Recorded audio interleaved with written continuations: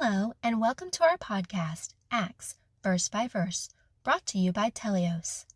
This captivating podcast will detail each verse of the book of Acts, which chronicles the early history of the Christian church after Jesus' ascension into heaven. Thanks for joining us in this exciting biblical journey. Hello, I'm William Stewart, co-founder of Teleios. Welcome back to our verse-by-verse study on the book of Acts. We're in chapter 27.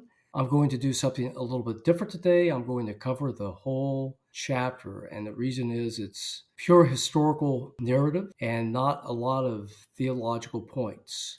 And it chronicles with a lot of detail of how difficult it would be to sail on a ship back in the Roman times. Paul's journey from Caesarea to Malta. And remember, Paul had appealed to Caesar his case the Jews had brought against him. And so Festus, the procurator of Judea, was determined to let him go. And he put him on a ship under a centurion named Julius with other prisoners.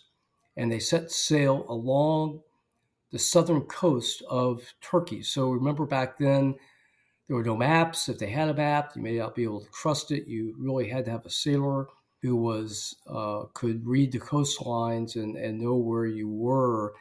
They had to follow the coast for safety. So the whole journey was difficult, to say the least. If Paul had, or if you had paid somebody, a travel agent, for this vacation to Malta, it was so bad you would want your money back and probably a little more. So they traveled along the southern coast of Turkey. They came to the southwest portion of Lycia. They switched ships to an Alexandrian ship and set sail again. And this is around verses 9 to 12. A storm appeared. The crew tried to lighten the ship. Paul had warned them about continuing. They continued anyway. However, with this bad storm, Paul received God appeared to them or told him to be of good cheer. God was determined to bring Paul to Rome, as he had been telling him since Ephesus, as I remember. And actually, this was an angel of God that appeared to him, and that he must appear before Caesar. And so he basically said that he would be saved and the people with him. Paul told the people that in order to comfort them in their fear and also their hunger, as they were running short of supplies.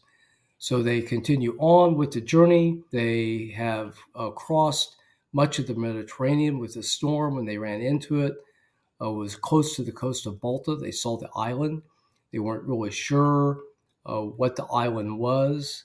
They tried then to near the land so they could get to the land and safety. The ship ran aground, and despite efforts to save it, it broke apart. So Paul, by this time, had really taken over the leadership of the journey and telling them that they would be safe to swim if they could, grab a piece of wood, and they all eventually made their way to land onto Malta, which is southwest of the tip of the boot of Italy. So that concludes really the chapter. I'm sorry to summarize it so quickly, but I think hopefully it gives you a sense of the overview of what Paul went through, God's providence in his life, and again, God taking care of Paul and to bring about his purpose to bring him before Caesar. So a theme of these last chapters of Acts, as we've been discussing, this part of Paul's life after his missionary journeys, is to present to the Roman authorities himself and Christianity, I think, as an apology. And I think it helped pave the way for the Roman Empire to at least let Christianity alone before regional and persecutions begin, such as Nero from 64 to 68 AD, and the empire-wide persecutions in Decius and Diocletian around 250 and 303 AD, before Christianity was mercifully legalized in 313 in the Edict of Milan. Okay, so Paul's playing an important role here to allow that God uses, I think, to help spread the gospel in the Roman Empire, using those Roman roads and the postal system to establish Christianity. Okay, so we'll talk next time. We'll begin chapter 28, Paul in Malta, and then his final journey over to Rome. Thanks for joining me today, and I'll look forward to seeing you next time. Thanks for listening to this episode of our podcast, Acts Verse by Verse. We hope you found the teachings both interesting and informative. Join us next week for another exciting episode. To listen to all episodes, please visit our website, teleiosresearch.com.